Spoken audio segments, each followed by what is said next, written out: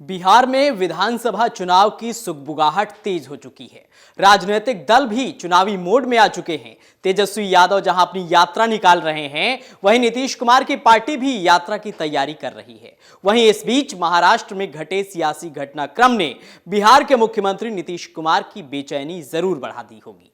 महाराष्ट्र में बीजेपी नेता देवेंद्र फडणवीस ने शिवसेना के एकनाथ शिंदे की जगह ले ली है, जिसने बिहार की राजनीति पर भी एक तरह से काफी हद तक असर डाला है, जिससे नीतीश कुमार की पार्टी जेडीयू हाई अलर्ट पर है। ऐसे में जेडीयू के लिए सवाल खड़ा होता है कि बिहार के 2025 के विधानसभा चुनाव में क्या बीजेपी नीतीश कुमार को सीएम बनाएगी, क्योंकि जिसका सबसे बड़ा उदाहरण अभी हाल ही में महाराष्ट्र में देखने को मिला है।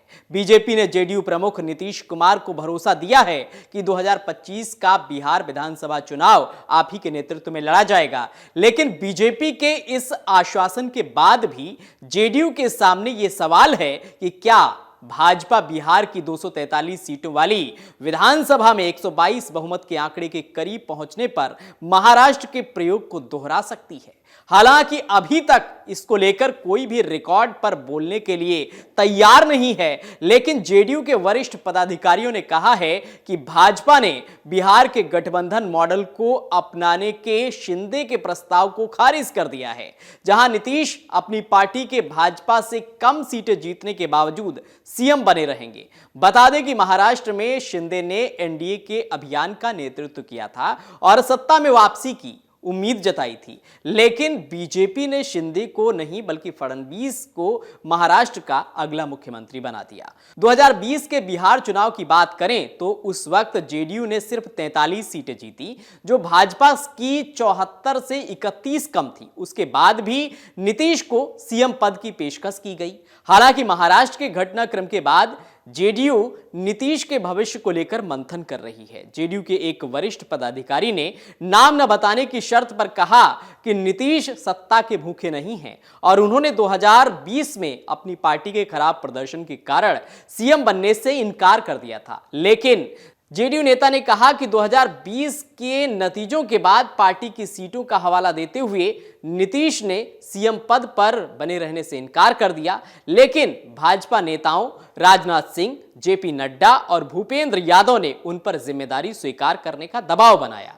जेडीयू के एक अन्य पदाधिकारी ने कहा कि हालांकि महाराष्ट्र की घटनाओं के बाद पार्टी अस्थिर महसूस कर रही थी, लेकिन बिहार एक अलग मामला है। उन्होंने कहा कि शिंदे के पास विकल्प नहीं थे, क्योंकि शिवसेना के दोनों गुट हिंदुत्व का पालन करते हैं और उनका सामाजिक आधार जेडीयू से कमजोर है।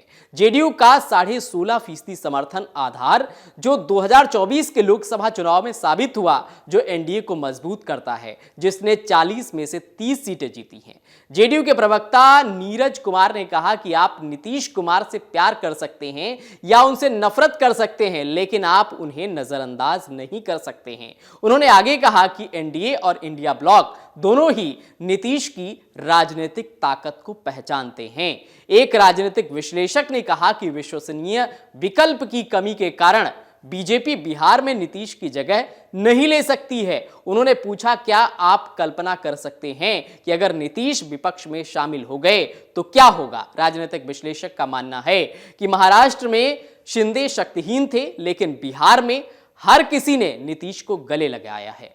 यानी कि बिहार की राजनीति महाराष्ट्र से अलग है और नीतीश कुमार का राजनीतिक रसूख भी एकनाथ शिंदे से ज्यादा मजबूत है। हालांकि ये तो चुनाव के बाद ही पता चलेगा कि अब की बार बिहार में सियासी ऊंट किस करवट बैठेगा। अगर आप ये वीडियो YouTube पर देख रहे हैं तो हमारे चैनल को सब्सक्राइब करें और बेल आइकन को दबाना ना भूलें। अगर आप Facebook पर ये वीडियो देख रहे हैं तो हमारे पेज को लाइक करें।